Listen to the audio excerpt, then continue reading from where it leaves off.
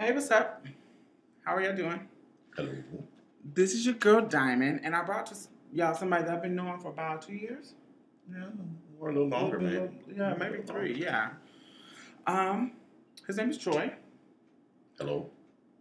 Um, wow, I wanna. She's at a loss for words. Yeah, I'm like, how can I introduce this? We're not gonna do that. Okay, where you from? Well, I was born and raised in Metro Detroit. Okay. Um, Lived there most of my life. I've lived in California, lived in Miami, things of that nature. But mostly in Detroit. Okay. Uh, Enjoyed Southern California for a couple of years, but hey, Detroit is my home. Okay. Detroit. Okay, what do you do? I am the director of operations for a restaurant franchise group. Okay. So I just coordinate, delegate, and facilitate. I do a lot of this. Supervise. Okay, how old are you, if you don't mind me asking? I am 48. 48. Okay. Yes, ma'am. The reason why I know you is because we met each other kind of running in the same circles on different various sites. Mm-hmm. Um, and the reason why I wanted to bring him here to you all is because he is somebody that is articulate, as you can tell. He is somebody that is thoughtful. He is somebody that is a man's man that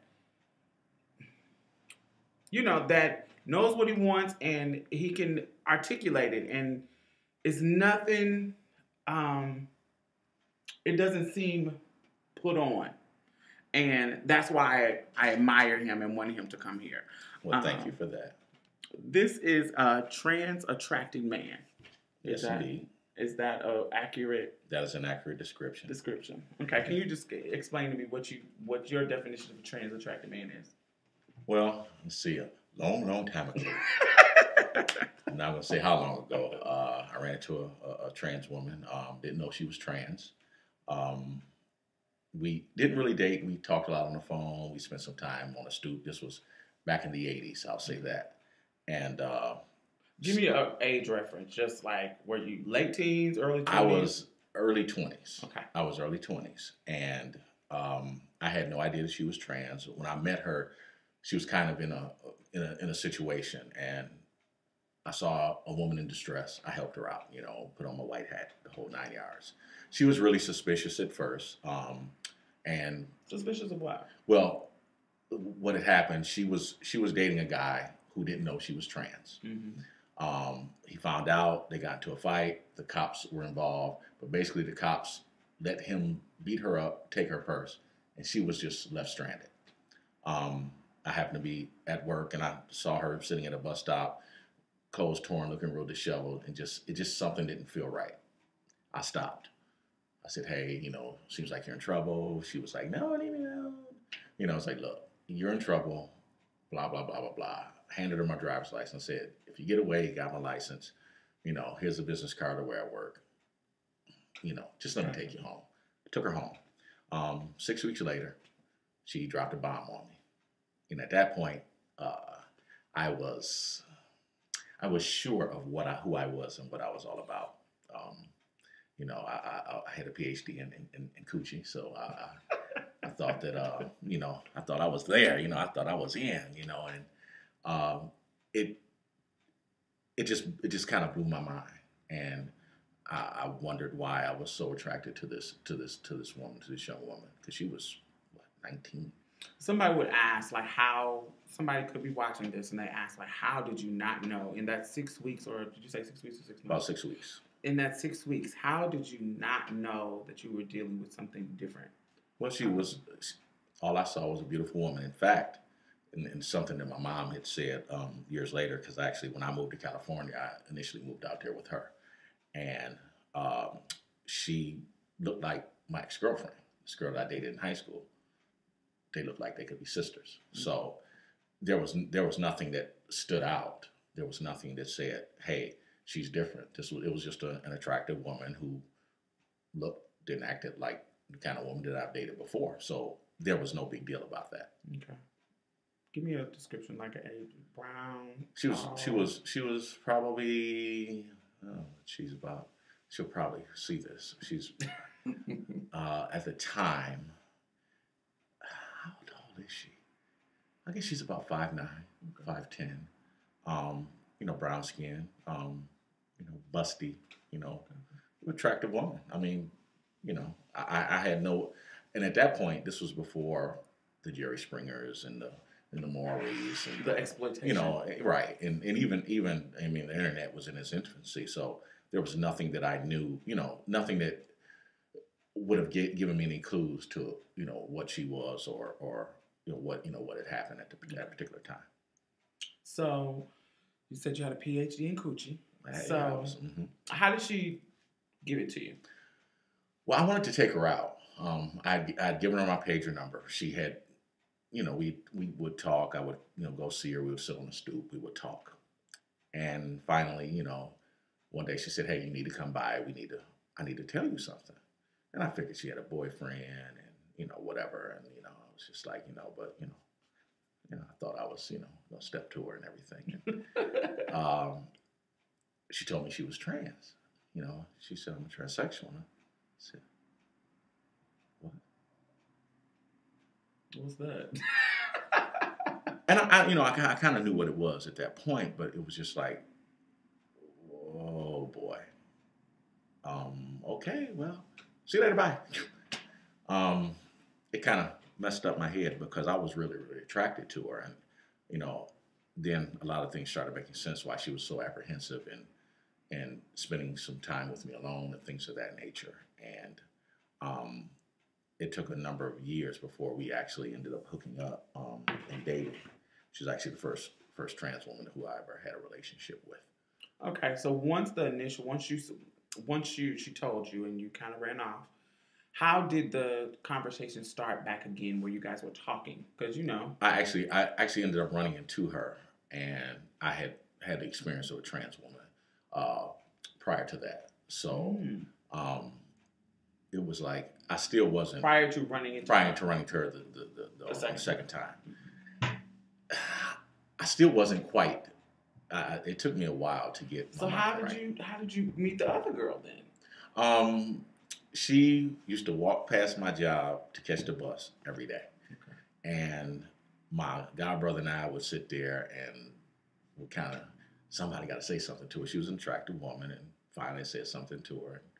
She was very, very upfront about it, and I was like, okay, and so we went out, hung out, and some things happened, and so interesting. So how does one who has a PhD in coochie make the decision, raised in our society?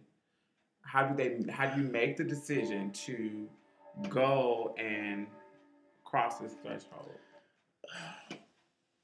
Well, she was very attractive. Both were very attractive women. And part of me couldn't. It was just an attraction. It was a definite attraction, and I couldn't. Even after we'll call her Miss X, the first girl who I met. After that initial meeting and that attraction, it was just in the back of my head, and it was just like, okay, I mean, all right, now I know. So the first girl kind of opened up your mind to the idea. Exactly. You kind of ran away from it, and it opened up your mind to the idea, and it's like, and it was in the back of your head, like, how could this go down, and blah, blah, blah, blah. And then the next girl comes. The next girl came through, and it took me a while to get up the nerve to even say something to her. And she initially didn't really even say that she was trans, and, but then she finally said, "Look, I need to tell you something. I want to be forthcoming." And I was like, "Yeah," I said, I kind of figured that out, blah, blah, blah, blah, blah. So, we hung out and did some things. And, of course, I felt absolutely terrible. Was it like shame? Guilt? It was shame, guilt. It was just this whole... Because, again, having that PhD, I was sure of what I wanted, who I was, and what I was all about. Okay, but now you throw trans women in the mix, and then there was nowhere where I could go to have a conversation with somebody who's like, Pop, let me talk to you, let me holler at you, blah blah blah, or brother, can I holler at you, or you know what I'm saying? I didn't have anybody to go to have this conversation with, and so what happens, and what happens with a lot of guys, you internalize it, and then by internalizing it, you make all of these horrible decisions and do all of these horrible things that aren't really conducive to a good relationship. You know, I was going back and forth between trans women and non-trans women, and you know, it was a mess. It was a mess. So that started a period of me living, quote, for lack of a better term, a double life.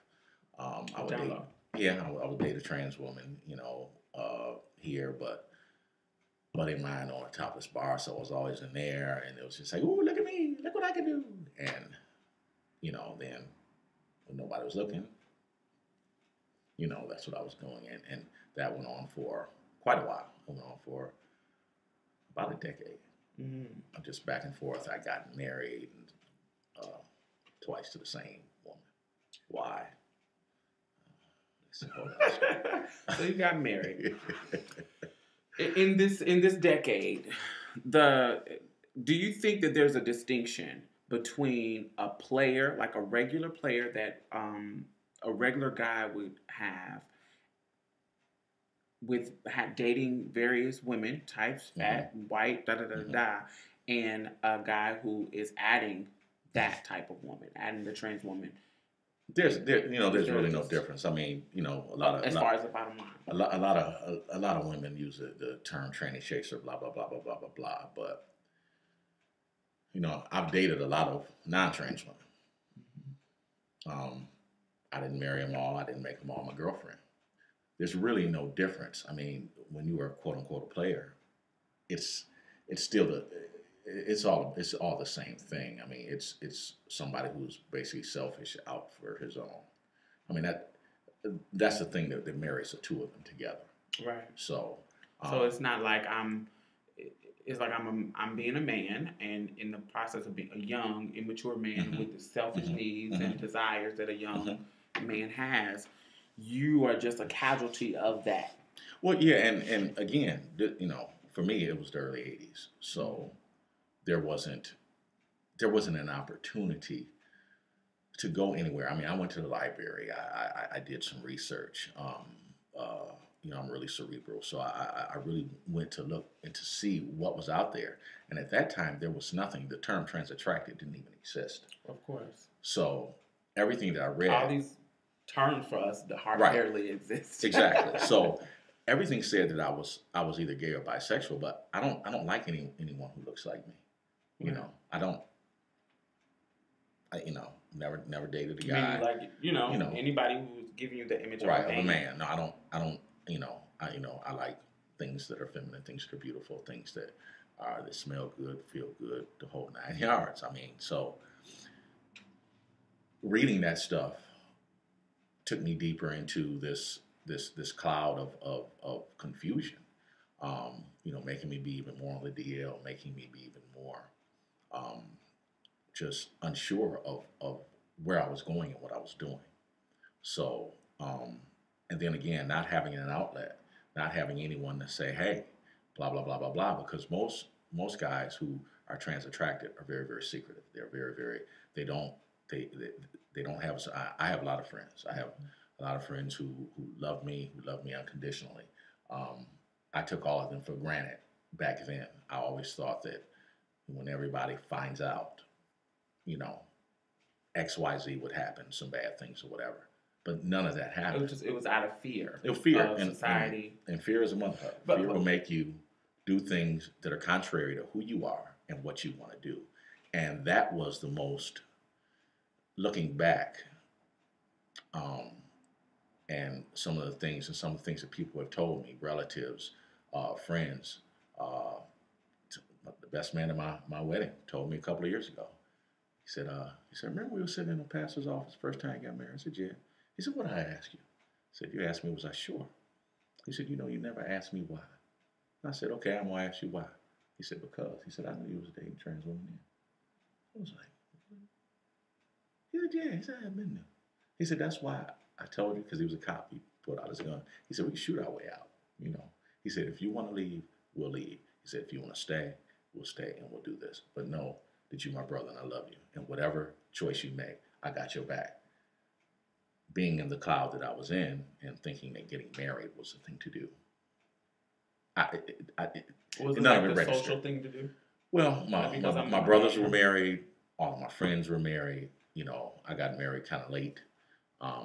So, you know, it was just, and I thought getting married would, you know, wipe the slate and make me not, you know, not want to be with a trans woman.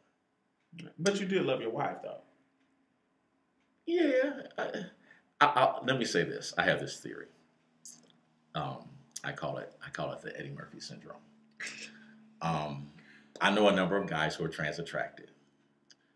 If you look at the women that they've dated who aren't trans,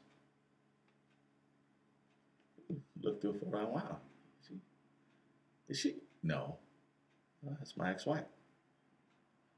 Hey, let me show you a picture of mine. So we have a certain type of woman that we. So you're basically saying that most of their wives look like trans women. I'm just saying. Just look at all the women that he has dated. He's probably the biggest example. Look at some of the women that he's dated. Like Nicole Murphy. She's beautiful. I didn't say that. Okay. And there's something I want to piggyback off of what you said earlier. You said that, you know, a lot of trans attracted men are secretive. It was so hard, y'all, for me to find somebody who was willing to be on camera. It's tons who would do the audio and not be on camera and just wouldn't be on camera. He's the only one that I was able to find. And I wanted to do this like 2 years ago. And we finally could hook up because I'm in the Midwest area for the holidays. And he, you know, he graciously said, I'll do it, you know. So I thank you. I want to thank you for that. Oh, not a problem. And I wanted, the reason why I wanted the visual, because it says something. Mm-hmm. There's so many men, I feel, in our community that I feel if more of the men who did like us come out and I hate saying come out like they're in a closet or something, but you know, I mean, you know, it'll help our movement. Well, I've ran into guys since then, since when I got divorced the second time. Let me say it like this. I knew when I got married the second time that I definitely was more trans attracted than anything else. But I wasn't having success in finding a woman who, you know, a lot of the trans women do sex work and things of that nature. So finding a successful, nurturing type relationship was just too hard. It was too hard to do. Mm-hmm. So I decided to get married again. And it wasn't just the sex work. What other elements was it? I mean, well, it's sex work. It's seeming that, you know, women that were, when I got married the second time, I think I was about 32. I got married the first time I was 29. That only lasted 18 months the first time. The second time I was about 32. And this is the same woman? The same, yeah. I married the same woman. It's like jumping off a bridge and catching yourself and saying, hey, let's do that again. This is fun. But then I slipped and smashed my head on a rock. But I was tired of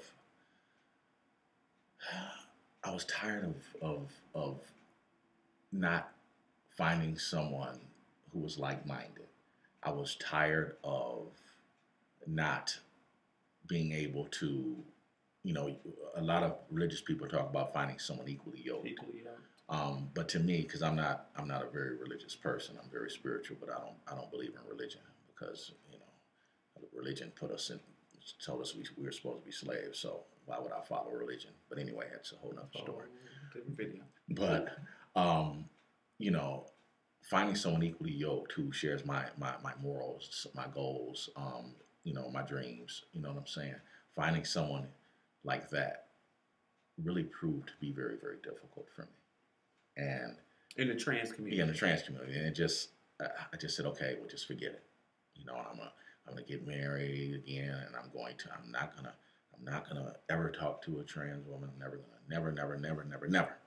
Gotcha. I'm done. And yeah, that lasted about 2 years. Gotcha.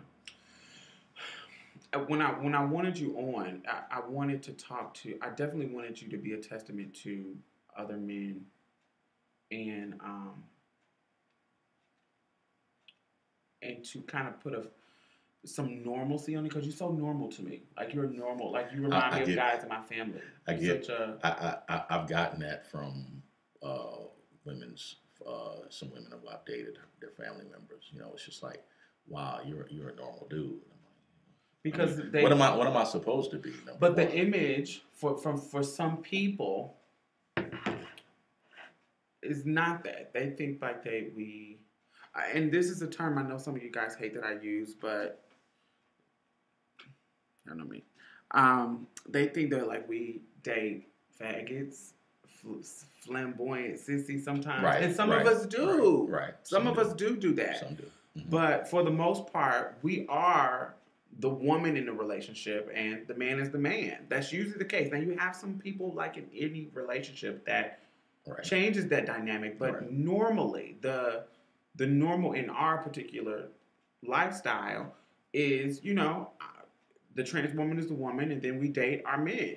So I dated a download guy for 5 years, and he just had this whole thing about what people thought, what people would think, how he wouldn't, like, I needed to move this one time, and I said, well, only people who was there to help me move was my gay homeboy, right, and him, my 2 gay homeboys, and him. He did not want to come and help me move because I had. But what happens in that situation is you allow fear to control you. You allow fear to make decisions for you that aren't necessarily the right decisions to make for you and for whoever you're with. And letting other people shape who you are and what you think is probably the biggest mistake that any man could ever make. And this would come from a place of experience. Oh yeah, because it's funny. I had a cousin. He's no longer with us anymore. Love you, brother O. He knew years ago that I was trans attracted. In fact, because his cousin on his father's side stayed 2 doors down from the girl that I was seeing. And one day I went over there and I pulled in front of the house, and he was standing out front, and he was looking at me. And the eyes ain't as good as they used to be. And I said to myself, oh, that sure look like boy, you can't come speak to me. And and inside I was like, uh-oh, Look here. And then, his cousin came out and he said, hey, and then her dad came out. And my cousin spoke to him by name. He knew who he was, And he grabbed me around the neck. He said, you know what? You my motherfucking cousin. I love you, man. I don't give a damn, punk head. Push me. Talk to you later. I was like, wow, And the woman I was dating was like, wasn't that all? He said, so Derek is his cousin? Yeah, that's his cousin. Oh, well, they know. Yeah, I know. He's been, but in my mind, I was secret agent man. I was, nobody knew. And the people who cared about me most were more concerned with just me being me and stop thinking the funk. So when it all came out, especially after I got divorced, because my ex-wife was on this vendetta to try to embarrass me, try to make it seem that, she wanted to tell everyone who had ever been involved in my life. But at that point, I was so tired of living a lie that I didn't care. So it came out while you were married? Yeah, because I did a whole lot of things to bring it out and kind of put it in her face. which was, and if you ever see this, I'm sorry. I'm really sorry. But it was not about her. There was no disrespect to her. It was all, I was selfish. I was afraid. I was, and I didn't know. I didn't know what to do. I had no clue. So, um, by the time all of that went down, and we were, our marriage was, it had been pretty much over for a while. I started doing things like, we weren't sleeping in the same room, leaving my computer on, and she could just go in and see what I was on, and leaving, DVDs and videos up where they weren't hidden. My son wasn't even one, so he couldn't get to them. But she would see them like this. What does it look like? And so I kind of put it in her face in a manner that, in hindsight, I could have been a lot more sensitive and tactful and more sensitive to her, because it really,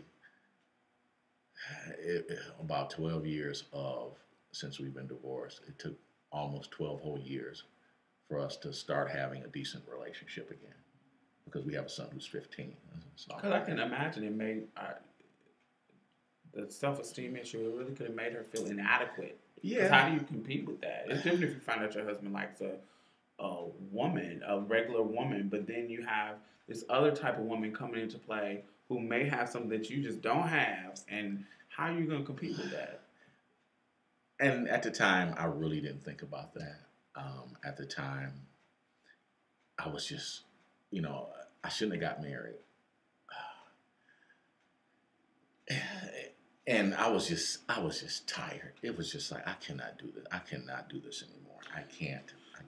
What I was thinking about when you are, for anybody transitioning, his transition, my transition, drugs addicts transition, a student's transition going from high school to college to graduate, any transition, you're going from something that you are to something new. Mm-hmm. In the process of that transition, there is some change. Sometimes it's going to be ugly. Sometimes it's going to be painful. Sometimes it's going to metamorph and change and show out in so many different type of ways that you didn't expect it to. For a young trans person, if you are in this situation that this is not what I want to be, I want to be this. In that process of you changing, so you're going to lose some people, gain some people. It's going to be so many things. Your parents are going to argue and fight with you because you can't get rid of them. They're going to always be your parents. They're going to argue and fight with you and try to stop, and it's going to go through this. You might have to cuss your mom out. You ain't never cussed her before in your life. You might have to cuss her out. You might have to do this. You might have to do some of these ugly things just to get you here to where now me and my mom is straight and I'm back respecting her, but I am who I am in honesty. And that goes back his transition too, where I went through this whole, where you went through this whole life of being, this is what I like, and this is what I want to do, and I'm tired of like living to a standard of somebody else, and I have to transition out of this. And unfortunately, for your wife, she was a part of that change. Exactly, and that's what a lot of trans women don't understand. When a trans woman transitions, it's external and internal. Okay, you have visual cues. You start to look different. You start to talk different, move different, walk different. You know what I'm saying? But for a trans attracted man, everything is internal. So there's no visual cues that's going to make you, you know what I'm saying? Because you're still the same person. Right. Nothing changes. Just how you react to the rest of the world, and still like sports. And how you perceive yourself. It's all about how you perceive who you are. My brother told me one day at the end of the day, he was like, "Who's gonna whoop your head?" And I never really thought about it that way. I mean, I have yet to have someone step to me, man or woman, in a disrespectful way, other than my ex-wife being angry and saying the things that she said. I've yet to have someone really come to me and say, blah, blah, blah, blah, blah. My coworkers know, family members, friends, people I've known for 20, 30 years, they know. They don't give a damn, They want, the people who love me want me to be happy. Right. And as a man transitioning, and I'm saying this to every guy out there, you have to be able to love yourself, because until you love yourself, you're not going to be able.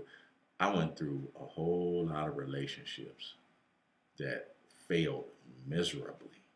They failed miserably because, number one, I wasn't there. I wasn't always there, because, if I was dealing with a non-trans woman, I was, I was only there for show, like on Mad TV Stewart. Look what I can do, It's like, watch me over here, but don't watch me over here. And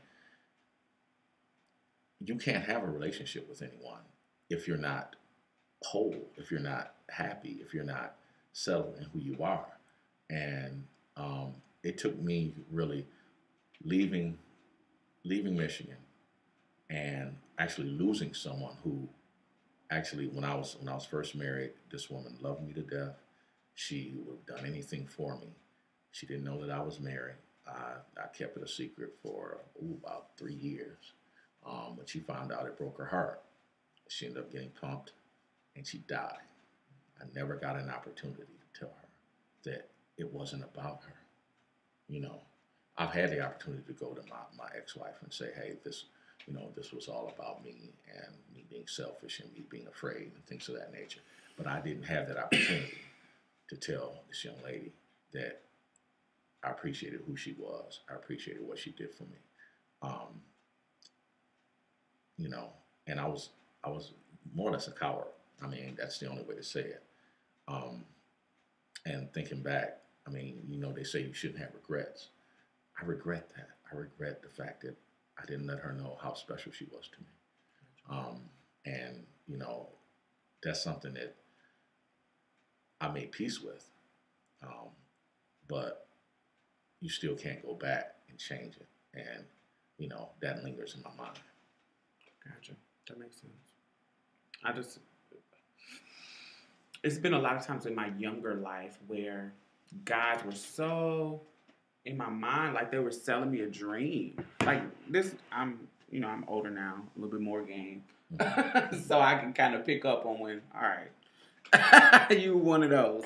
I can kind of pick up that now, but when I was younger, I've talked about this before on my channel, how when, as a trans woman, because like our mind, we're girls in our mind, regardless of what people think. Right. So the same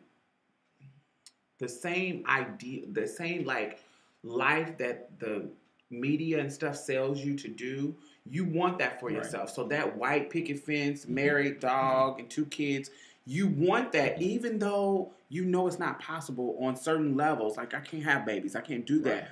But because you've been affected just like a regular biological natal-born woman was affected by the media and her family and the upbringing and the conditioning, you still want those things. So in the process of wanting those things, that you're meeting these guys who sell your pipe, who sell you that, and they sell you, oh, you so pretty, you so pretty, you so pretty, you so pretty. Oh, you look just like a woman. I think of you exactly like a woman. But and that could be possibly true. That could be true to them. But they still are not trying to take you out. They still are scary. They still want to come see you at 3:00 in the morning. But again, when a guy does that, and I'm on the flip side of that now. I want to go out. I want to find out who you are. Don't invite me over at 10:30 at night, 11:00 at night. You know what I'm saying? Because it's only a couple things you can do that late. Might watch a movie and. So, let's go out. Let's go to dinner. Let's do these things. But there are a lot of trans women who aren't comfortable with that. There are a lot of trans women who just they're not in that place to where they feel comfortable out and about. That they feel, you know what I'm saying? I mean, within their own look, right? Talking about like not even with their own look, or just thinking that why does he want to take me out? Because it's so unexpected. Like a lot of times, a lot of girls, me, it wasn't about that. When I was younger, I was naive and I just was like, I don't know. It just was weird. But I know, looking back on some of the girls that I knew, sometimes it would be the fear of getting clocked while you're with a guy, because how embarrassing that could be. Sometimes it's just they're so bitter. They've been done wrong and Right. used all for so long that they're like, you have to be just like them. So listen, why not? Do you find, let's just cut to the chase and fuck, But and don't sell me that dream. Sometimes it's like that. but by that same token, you know, I could, as a trans attracted man, I've run into girls who, are only only about Money. sex work and money, and they fit into this box. I don't put everybody into the same box because I don't want to be put into a box because that's not who I am. Um, it's funny. I've dated a couple of women, and talked to them, and blah blah blah. This is who I am. Blah blah blah. They didn't believe me. Well, then they started doing some checking. I'm gonna check. I'm gonna see. Do you know Troy? Oh yeah, well he did it. Oh well, I want to go out with you now. No, because I'm still that same person. To me, it's just like you had to get validation from other folks. When judge me by my actions, like I'm going to judge you for yours. Judge me for who I am and what I bring to the table. That's good in thought. That's no, good in thought. but okay, but still, we thought. don't say it's good in thought. But at the end of the day, for example, there's a young lady who lives in the city that we're in right now. We met, went out, met her family. Her family loved me to death. I mean, her grandmother thought I was just the greatest thing since sliced bread. I mean, her extended family, her gay father and her uncles were just like, wow, here's a regular, quote unquote, regular guy, this and this and that. And, because we live in different cities, she ended up getting with some guy who just got out of jail and never had a job. And, but she told me, she said, I met a guy who's just like you. I said, okay, you lying. Who am I? No, obviously, because, I know only a handful of men who are, for the lack of a better way to say it, who are out and open about who they are and who date trans women and who don't care what anybody says and whatever, who aren't what I call lapdogs, who date some of the girls who are sex workers and they don't have a job and all they do is suck and leech off of them. I have a job. I'm a white collar professional. I know we done seen a lot of them.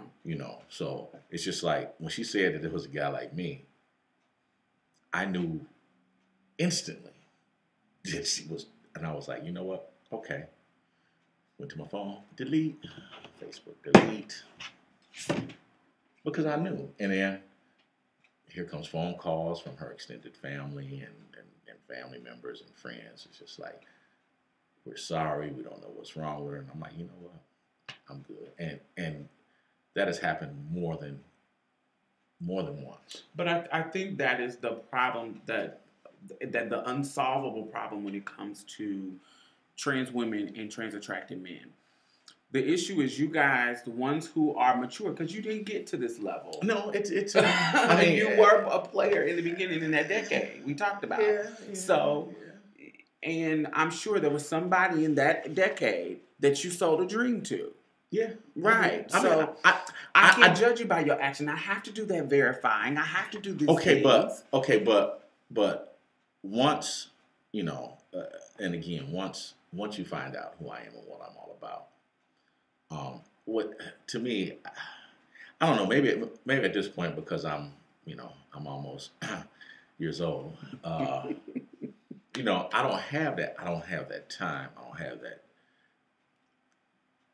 I spend most of my weekends at home by myself. My son comes over, whatever. When he's out of school, he's with me or whatever. But for the most part, I spend my time alone because casual sex when I was younger, ooh, this is fun. Now, what more are you bringing to the table? If all you bring is a pretty face and somebody, I can get that. That's easy. What more can you do for me? What can we do for each other to move us forward? You know what I'm saying? And it's a whole different ball game, and it's just tiring right now. It's some weekends are harder than others. I wake up and go to the gym.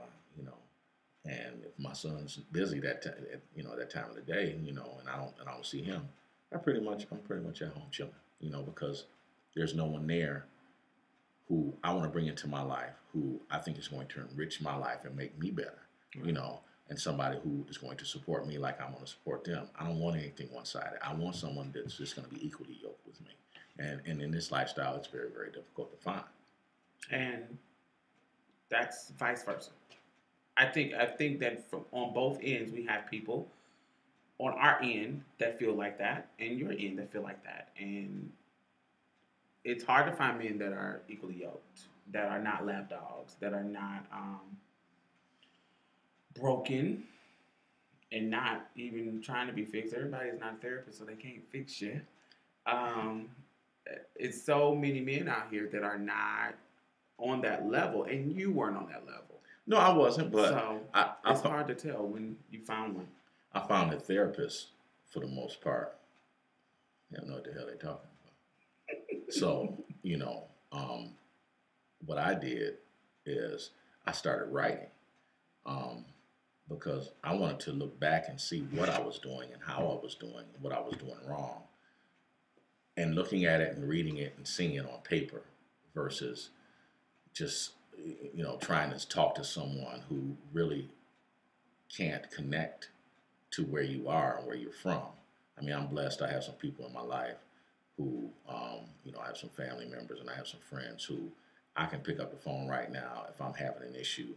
I don't have to talk around the fact that, that she's trans. I don't have to say, well, I met this girl and blah, blah, blah, and the core of the issue might be because she's trans or because her family's this or because of whatever. I can go right to the point and I can get honest feedback from them.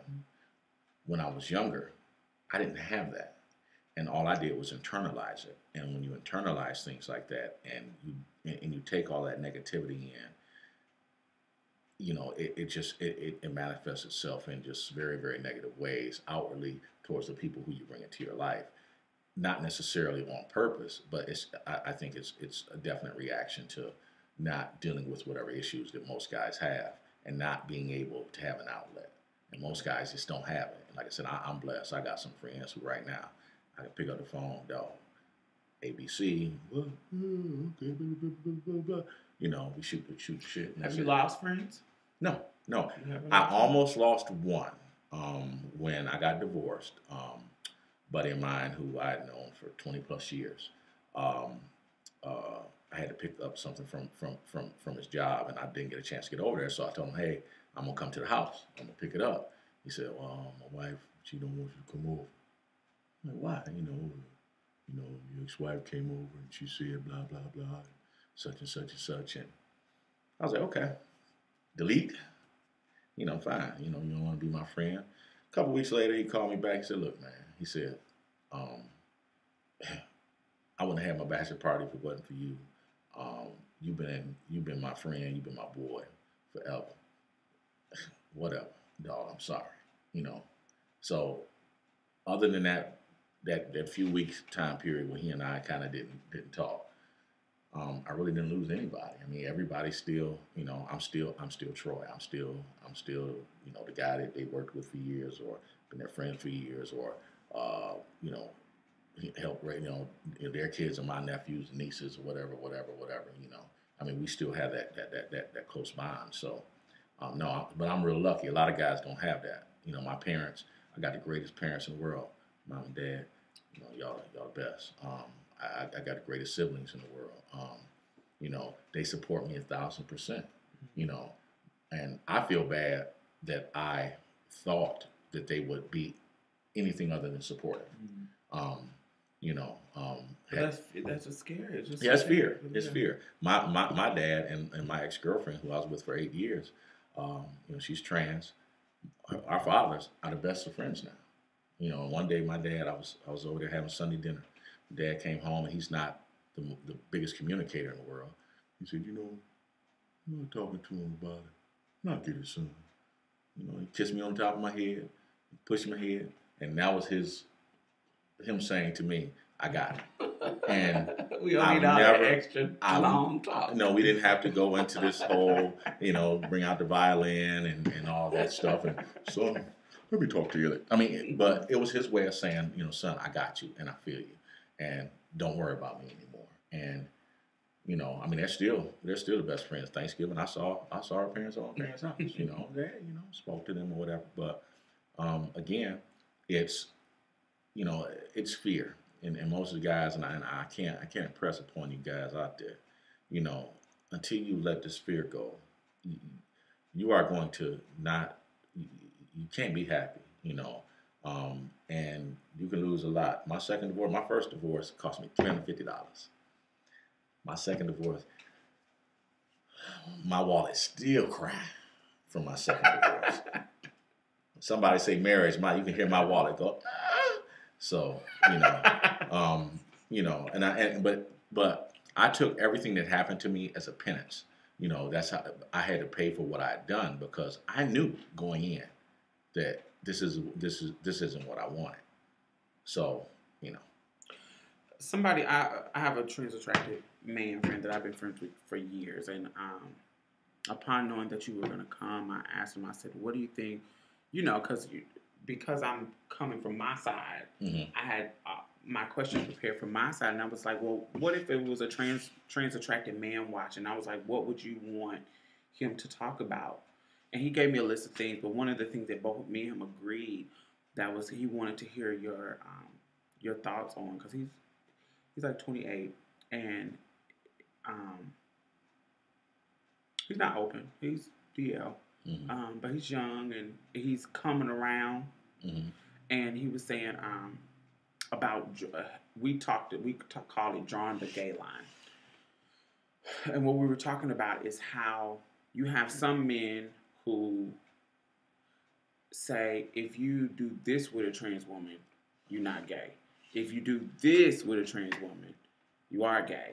Or if you do this, da da da da da da. If you do this, da da da da. And we was like, everybody draw the gay line, but not just the men or society. Trans women do the thing too. And I have to be. We've talked about this on my channel. There's certain things in the bedroom that if a guy does, it emasculates him to me. And regardless of how people explain it, I know there's a superficialness to it, and it's a hypocritical and blah, blah, blah. But I'm just telling you from my point of view how I think about it. And there's certain things that are emasculating to me, and then there's some things that are not. And we were talking about, did you go through a process with that? Oh, yeah. I mean, there were certain things that I wouldn't even, there's certain things I wouldn't do. I wouldn't, I didn't want to, I ain't touching that. Girl, keep that thing away from me. But when I got into this, I was in a relationship for 8 years. And when I got into that relationship, it just seems like everything that I thought, it all kind of got flipped on its head, because, again, our families are still close, even though we've been apart for about 2 years, 2.5 years, 3 years now, maybe, something like that. When you get my age, you tend to forget how long it was. But there were things in the bedroom that I just wouldn't simply do, flat out. I like to drive. I like to have keys. I like to drive. I like to be in control. And one particular time, I knew what I was going to do because I had keys. It was getting ready to put them in ignition, and it just got flipped on my head, literally. And it was just like, okay, but this was a woman who I loved unconditionally, and doing something that she wanted to do, that didn't emasculate me. I didn't feel any. At first, I was like, I couldn't believe it was happening, because it wasn't anything that we talked about, anything that was planned, because we always did things, one way, because, what I'm saying. And it, for a minute while it was happening, but just the emotion and everything that went with it, it changed, because here was a woman who I loved, and I know she loved me. And so it really didn't matter, because we didn't put up those false pretenses. We didn't she was still my woman. Um, you know, she's somebody who I loved and respected, um, and we knew our roles or whatever. So I don't that stuff doesn't bother me. I mean, when I hear people talk about it, and we've talked about it on a couple Yeah. of internet shows that we've been on, and for me, I just think that we have been conditioned by society to think a certain way, um, and that's what most guys go through. You're so conditioned on thinking one thing, but here you had this woman. If your woman ain't taking care of you in the way you want to, you gonna go somewhere else. She's gonna do the same thing. So that's all I'm saying. That's true. All right. So, to any trans attracted man out there, of anything that you have not said that you would want them to drive home with them. I mean, at the end of the day, you have to stop allowing this, and I've said it once. I'm gonna continue to say it. You have to stop letting fear be your driving factor in your life. If you continue to allow fear to drive you, if you make that your motivation, if you make that the key decision maker in your life, you are going to fail at a lot. For example, I went through some things, different jobs. I've been very, very blessed. I've had some great jobs, but because I was so distracted in my personal life, I wasn't able to focus properly on the jobs that I had. Because again, being trans attracted, not having an outlet, not being able to talk about it, not being able to, get some of this stuff off your chest, um, is difficult. So, your job, your personal relationship, your family relationships, because your mom and your dad gonna say, okay, you never bring anybody over, or you're bringing people into your life who doggone well, if some of these guys are still on a DL and they're dating non-trans women, and they're bringing them around the family just for show, um, you're wasting your time, and you have to just look in the mirror. You have to do whatever you need to do to get yourself together and just say that I'm me. At the end of the day, I'm not worried about now. There's nothing anybody can say to me, that's going to make me feel bad, or that's going to make me doubt, that I'm a man. I'm a grown man, and like I said, no one has ever stepped to me. No one ever will step to me. I dare you. I dare you. I double dog dare you. Because at the end of the day, I'm man enough to be me. I don't know what you do. I don't know what you do. You hide yours. I'm out here. And I ain't scared. Stop being scared. That's the most important thing. Stop being afraid. If you stop being afraid, your life, every aspect of your life will improve. I have two sons. One is grown. One is 15. My sons know. My 15-year-old, my ex that I was with for 8 years, helped me raise my son. My oldest son, I mean, they look at life, they look at people. They look at people as people. They don't make these, these decisions that society, they don't follow society's norms. My oldest son has gay friends, black friends, white friends, whatever, because he understands that people are people.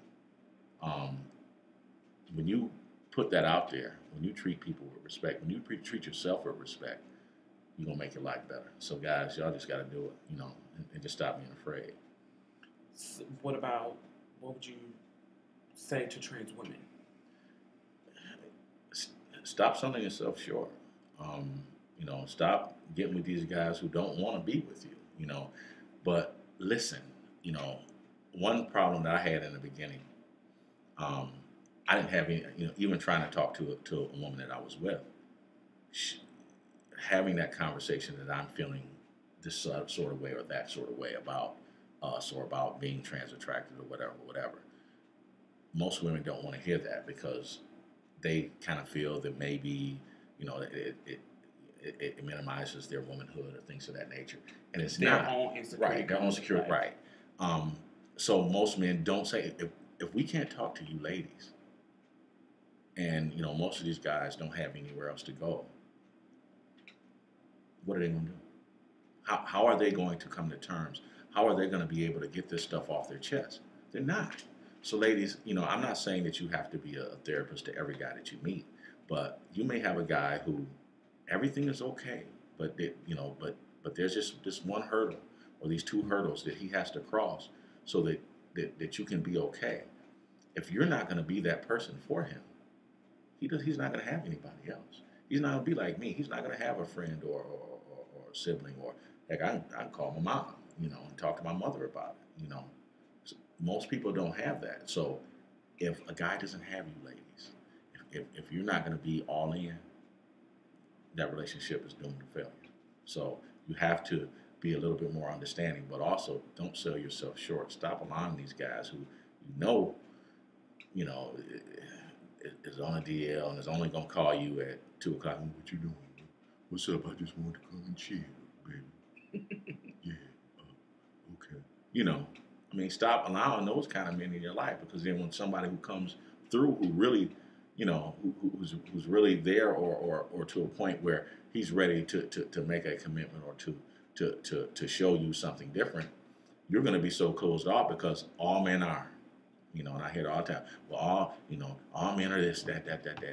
And I hear guys, oh man, they ain't never hooking your hoes and this and that, man. Okay, well then you're already defeated. You're already lost.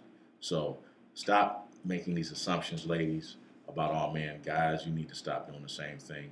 And if enough of us men stand up at the end of the day, if we stand next to these ladies and be real, can't nobody stop us. At the end of the day, I want a woman who is going to love me like I love her. And she's going to know that at the end of the day, I got her back 100%. And I'm not going to allow anybody to disrespect her or our relationship. So, okay, last but not least, people who are not in the trans community watching this, because I have a lot of non-trans people that watch me. mm-hmm. A lot of questions that I try to answer when I interview somebody. I try to think about what they're going to ask, and one of the questions somebody initially asked when I did a video kind of by myself talking about trans attracted guys, they were saying one of the ladies said Diamond, when I watch you, I think of you as a woman. When I watch you, I think of you as a woman, and I see through you raising your brother, I just see a woman. And then but she said, but at the end of the day, we don't come from the same paths. This is a native born woman. She said, we don't come from the same paths. So because you have what you have, meaning a penis, she said, I can't think of a guy who would accept that part of you not being a gay guy, or at the least bisexual. So how can he come to me? How could I think of a man as a heterosexual when that's not the case? Well, is that just a label thing? At the end of the day, right, it's a label. I really don't care. Again, the trans attractor label didn't exist, back in the early 80s. It didn't, So I didn't know how to even describe, who I was or to verbalize it or what have you. You know what? For people who, who aren't trans attracted, or to you women who are out there who aren't trans, and the men who's going to watch it, and men who don't, men who don't whatever. understand. I know a guy. I'm gonna be as vague as I can, so I'm not calling him out. But there was a thing on the radio where he actually made a comment about he has no respect for guys who date a transsexual.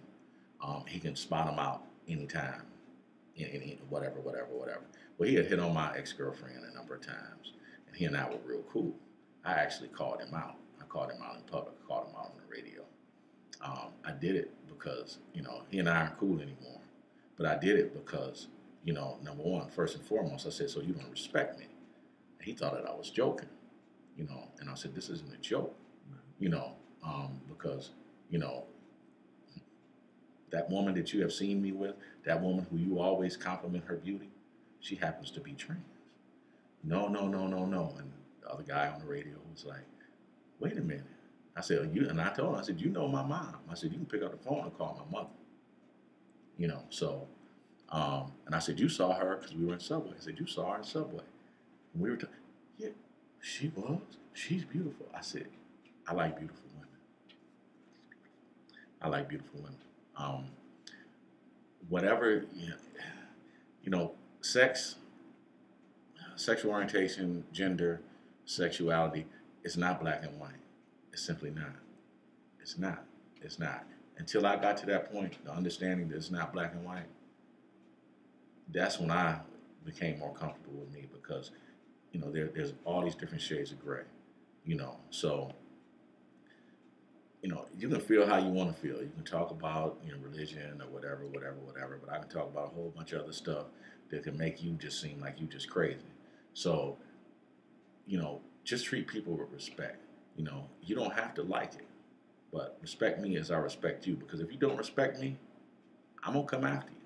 And I'm going to let you know. And I'm going to be loud. I'm going to be obnoxious. And I'm going to show you that I will get my respect. And you won't disrespect who I'm with. So, if you don't like it, just respect that it's different and that you don't want to be bothered with it. And that's fine. But when you start to impress your beliefs and your feelings on me, I'm coming after you. And I'm coming after you hard. So, just treat people with respect. I don't like big fat women. I don't date white women. That's just me. You can say what you want to say. That's just me. Okay. Does that make me racist or does that make me size phobia or whatever you want to call it? Okay, whatever. I like what I like.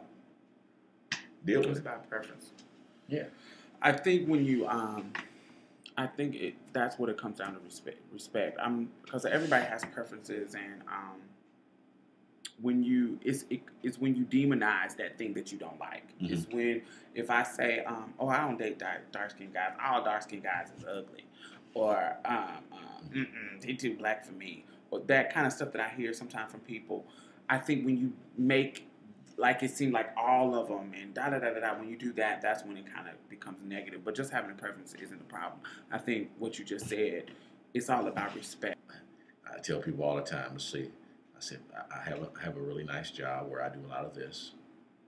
In fact, I had a woman the other day, she shook my hand and she said, your hands are really soft. Why are your hands so soft? I said, because I don't work. I said, I ain't never did no. I said, I ain't never worked with my hands. I said, I'm never going to work with my hands. I said, I coordinate, delegate, and facilitate is what I do for a living. I don't work. I run my mouth and I smile. That's what I do. So, well, a man's supposed to have hard hands. Okay, well, guess what? Then my hands won't be laying on your body, so don't worry about it. So again, people have such strong opinions. Okay, so what? I don't work. I don't do that. I don't dig ditches or do construction or, I don't do that. I never did. I've always worked in the office. I've always, or been, I've always done white collar stuff. I always wore a tie and a suit, and just smiled a lot and talked a lot. So that the mark of a man means he has to have hard hands, or the mark of a man has to, people who have those strong opinions, fine, keep them to yourself. Your religion, keep it to yourself, because everybody has religion, whatever.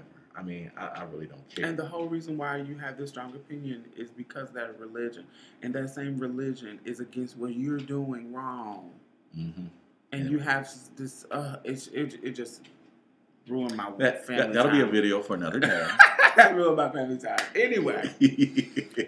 So I want to thank you for giving me this opportunity to share this side of. It's funny, somebody just wrote a comment saying that, I wish you would do this with a trans attracted man. And I said, I'm working on that this weekend. and I just for giving me the opportunity to, and being fearless. And we were supposed to do this last year. Yeah. But it just didn't happen. And, at the end of the day, I have to live my truth. And part of what I want to do is put myself out there. Got a book that will probably be coming out the first of the year, talking about what it was like, and what I've gone through. It talks about my life a little bit. things that have happened with me, things that I've gone through, and it's in a lot of, some of it is in a lot of detail. But at the end of the day, I want to help some guys out there who are going through this, because I run into guys who I've worked with in the past, who I've known in the past, who have actually dated trans women, who actually, were really caring about someone, but they couldn't get over the hump. And they would approach me and was like, man, I look up to you, or man, I wish I'd have knew blah, blah, blah, blah, blah, because this, that, and the other. I got somebody in my life who, we were going through the same stuff at the same time. We were dating friends. We were dating friends who lived in the same building.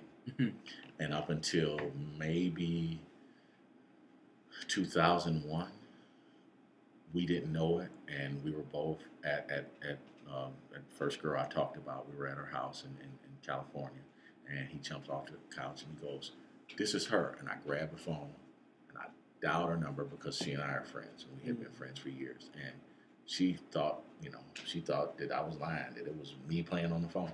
Until we walked in the front door, she was like, "Wow," So how fundamentally would our lives would have been different if we would have actually talked to one another and been friends, and talked about what we were truly going through. We were, because we're very, very close, and we're still very, very close.